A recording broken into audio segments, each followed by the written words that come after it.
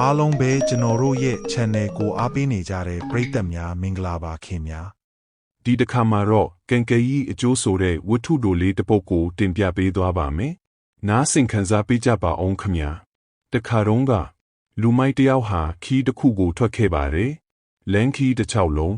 တွေ့သမျှအရာအလုံးကိုပြဿနာရှာပြီးဖျက်ဆီးခဲ့တဲ့ပြီးတော့သူဟာချောင်းကိုဖျက်ပြီးထိုးထားတဲ့တရားတစ်ခုနားကိုရောက်တဲ့အခါမှာချောင်းကိုကူးပြီးတော့တရားကိုဖျက်ဆီးခဲ့တယ်ဒီလိုနဲ့ခီးဆက်ခဲ့တာရေအိုးစင်တစ်ခုကိုလည်းတွေ့ရောမောမောနဲ့ရေတောက်ဖို့လုပ်တယ်ဖြစ်ချင်တော့ရေအိုးထဲမှာရေကမရှိဘူးတဲ့အဲ့ဒါနဲ့လူမိုက်ကအရန်ဒေါသထွက်ပြီးရေအိုးကိုရိုက်ခွဲလိုက်ပြန်တဲ့အဲ့လိုနဲ့ခီးဆက်သွားရင်ညောင်ပင်ကြီးတပင်အောက်ကိုရောက်သွားပါတယ်အရိတ်ကကောင်းတော့ခဏနားမယ်ဆိုပြီးအနားယူနေတဲ့အချိန်မှာပဲရွှေအိုးတစ်လုံးကိုတွေ့သွားခဲ့တယ်လေလူမိုက်ဟာအရန်ကိုပျော်ရွှင်ပြီးတော့ဝမ်းသာအားရဖြစ်သွားပါတော့တယ်ထိုနေတူစွာပဲလူကောင်းတယောက်ကလည်းလူမိုက်ထွက်ခဲ့တဲ့လန်ခီအတိုင်းသွားခဲ့ပါတယ်လန်ခီတစ်ချောက်လုံးပျက်စီးသမျှတွေကိုပြုပြင်နေလူမိုက်ဖြစ်စည်းခဲ့တဲ့တရားနာကိုရောက်တဲ့အခါမှာဟင်းတရားကပျက်စီးနေပါလားငါဒီအတိုင်းထားခဲ့လိုက်ရင်ခီးသွားတဲ့သူတွေဒုက္ခရောက်မယ်ဆိုပြီးတရားကိုပြုပြင်ပေးခဲ့လိုက်ပါတယ်လူကောင်းလည်းခီးဆက်ထွက်ခဲ့ရာလူမိုက်ရိုက်ခွဲခဲ့တဲ့ရေအိုးစင်နာကိုရောက်တော့ရေအိုးအသစ်တစ်လုံးဝယ်ပြီးရေဖြည့်ပေးပြန်နေအဲ့ဒီလိုနဲ့ခီးထွက်လာလိုက်တာလူမိုင်းရောက်ရှိခဲ့တဲ့ညောင်ပင်ကြီးအောက်လဲရောက်ရောမောလိုက်တာဆိုပြီးထိုင်ချလိုက်တဲ့အချိန်မှာပဲတစ်ပင်ပေါ်ကနေညောင်ကိုင်းဟာကျိုးကျပြီးပေါင်ပေါ်ကိုကျက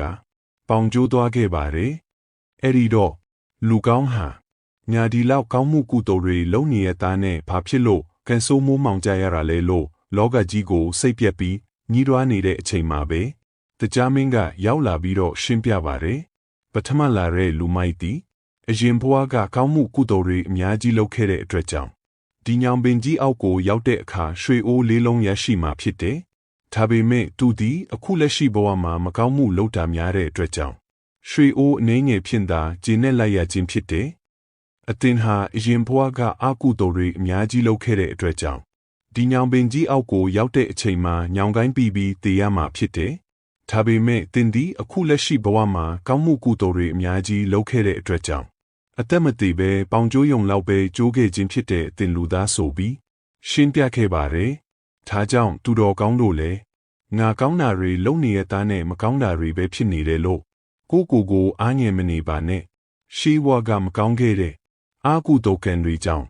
ယခုလက်ရှိဘဝမှာမကောင်းကျိုးတွေခံစားနေရတယ်လို့လည်းမမြင်ရတဲ့အတိတ်ဘဝကိုအပြစ်ပုံချမနေပါနဲ့။အခုလက်ရှိဘဝမှာကောင်းတာလုပ်ရင်နောင်လာမယ့်အနာဂတ်မှာကောင်းကျိုးတွေခံစားရမယ်ဆိုတာအသေးအချာပါပဲနော်ယခုလိုနားဆင်အားပေးကြတဲ့ပရိသတ်တွေအားလုံးပညာရှိသူတော်ကောင်းတွေဖြစ်ကြပါစေလို့ဆုတောင်းပေးလိုက်ပါတယ်နော်